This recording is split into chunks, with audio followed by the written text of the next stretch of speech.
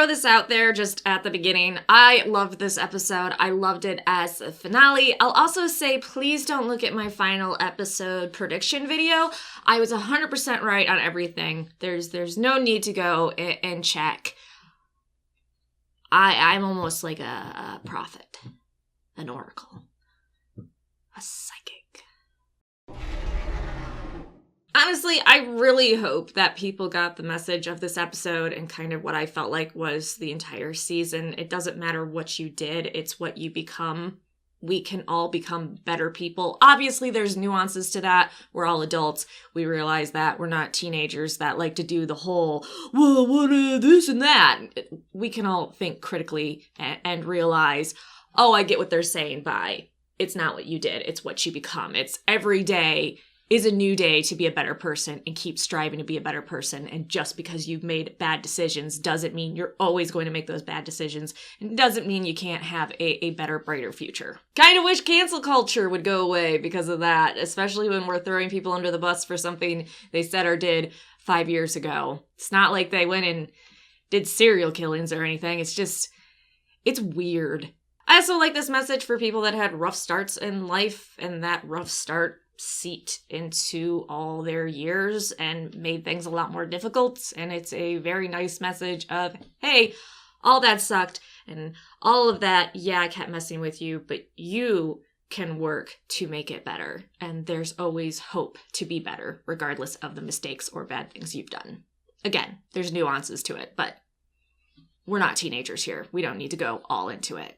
Okay, so I want to start with Bernard, mostly because I complained nonstop this season about him not having a lot to do, and I usually kept him towards the end of my other episodes' reviews, so for a change of pace, let's talk about Bernard's character first. I think we all saw it coming that he had the key to the valley beyond. Dolores even said, you're irreplaceable, I can be killed, not you. So I'm glad that's the reason he was out of most of the plot this season, was he had the key, he needed to be protected, he needed to stay away until the right time. I will say, Bernard bitch-slapping William was the greatest thing. He wasn't punching him, he wasn't kicking him, he wasn't shooting him, he was open-handed handing him his ass. I don't know what it is, there's something about a grown man, open hand beating down another grown man. It just seems much more humiliating than being punched out or shot or all that. And I gotta feel that William was just absolutely embarrassed to have Bernard just bitch slapping him around. So open-handed beatdown for the win. Bernard, you gave me a gift that I'm actually gonna turn into a GIF and watch frequently. Bernard saying goodbye to Arnold's wife and apologizing for everything he did after Charlie passed away and that he just kind of let his grief overwhelm him. I thought that was very beautiful. I think that was a beautiful thing that Dolores gave to Bernard. Yes, I did tear up a little bit. Yes, I did have to pause the show and get a tissue. They were talking about a dead kid, okay?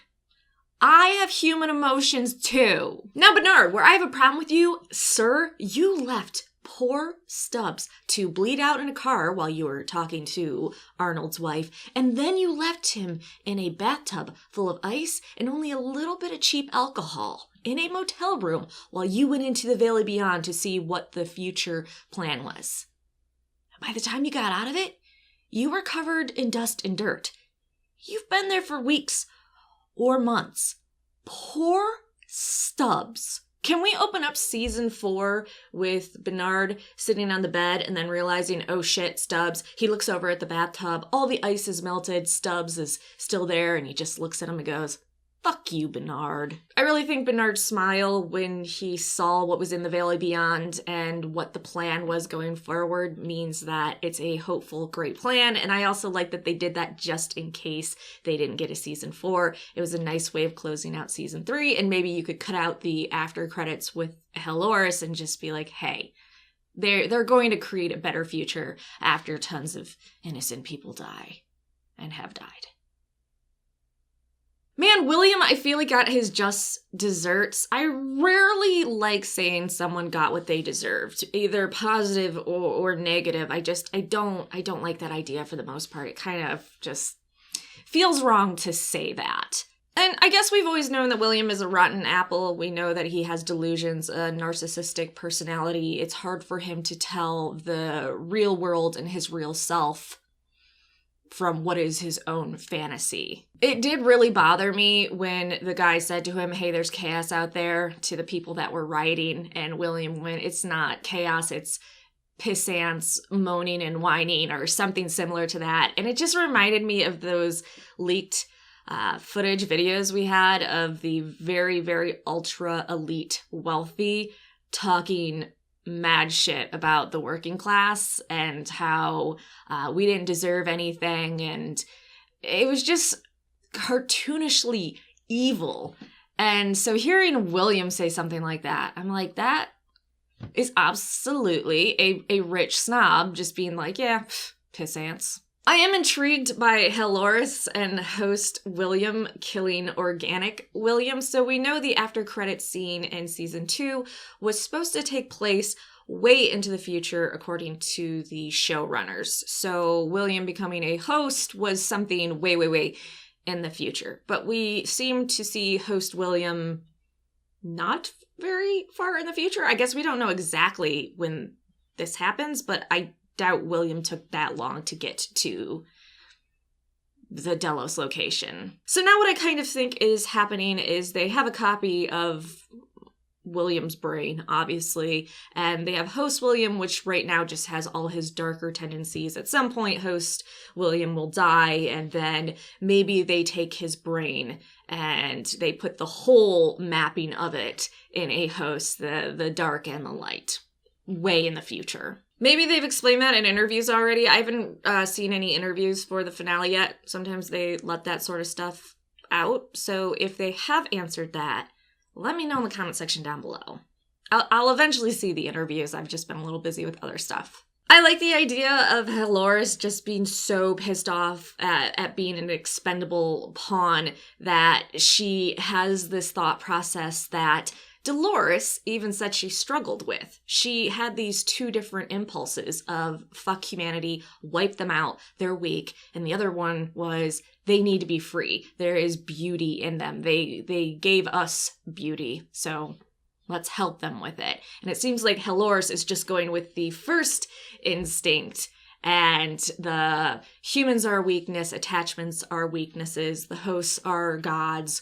We are going to create these hosts to take over the earth because it's what we deserve. Survival of the strongest.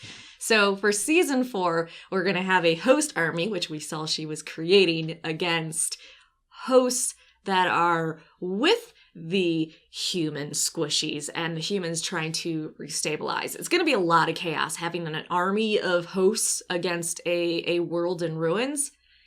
Yikes. So let's go on to Maeve with that. I know I've said this a lot of times. If you are new, basically I did not like Maeve in season 1. Absolutely loved her in season 2. Season 3, I was a little shaky on her. I still loved her, but I didn't exactly like where her story was going. The fact that Dolores picked her as one of the main players to make a choice, help humanity or not, I think was pretty amazing. And I know I'm a fan of Maeve, so it's kind of like, of course I'd say that's amazing. But Maeve has really walked down the middle. She didn't really want to get involved on either side. She just wanted to be with her daughter. On the other hand, Dolores was very single-minded. And I'm sorry, I know you guys in the live chat were asking me. I'm still not Team Dolores. I think what she did was really shitty.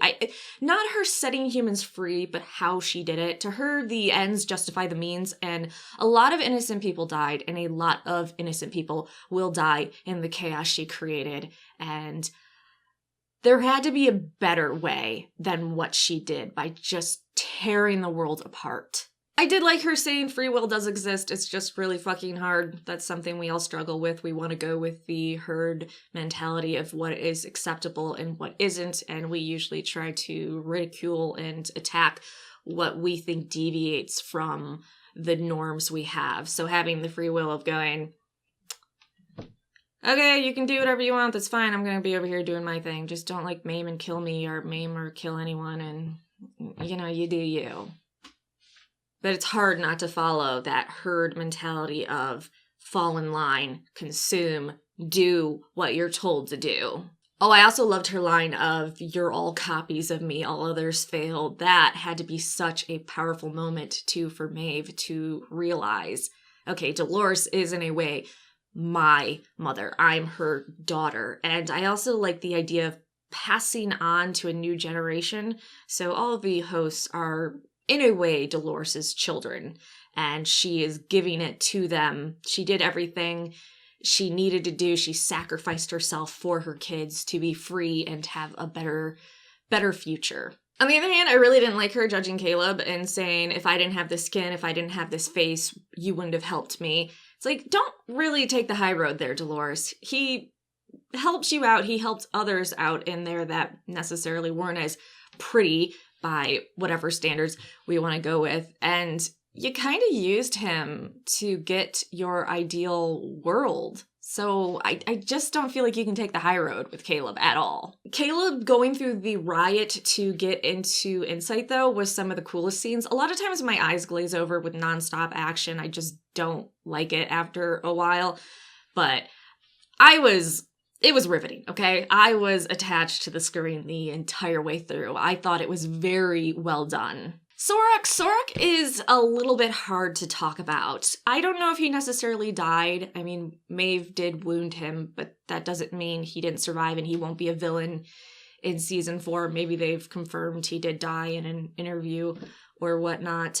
But he did give up his own free will to his god, Rehoboam, in order to make the world a better place. I get how that is noble, but I don't like him using the thing of, I put my brother to sleep to make the world a better place.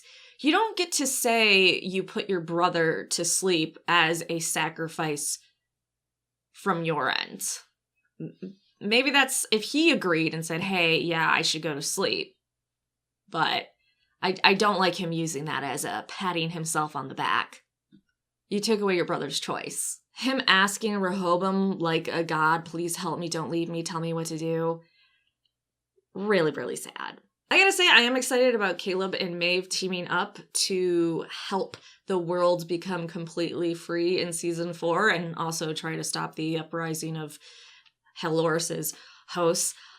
Caleb grew on me. I was kind of about him, but the last couple episodes of this season really cemented him as a character I want to keep seeing, and I would love if he's a main character in season 4. So yeah, I love this season. I would still rank it. Season 1 was my favorite, season 2 was my least favorite, and season 3 is right in the middle, more so close to season 1. I enjoyed it. There were parts that were a little frustrating, a little slow, a little bit, I think, not as tight as it could have been, but I still loved this season. I can't wait for season 4. I know we gotta wait until, what did they say, like 2022, 2023 for season 4 at the earliest, so that's a bummer, but it's worth the wait, especially if we're gonna get seasons like this. So okay, those are my thoughts on the finale of Westworld Season 3. You can let me know your thoughts, like, subscribe, and come back for more videos.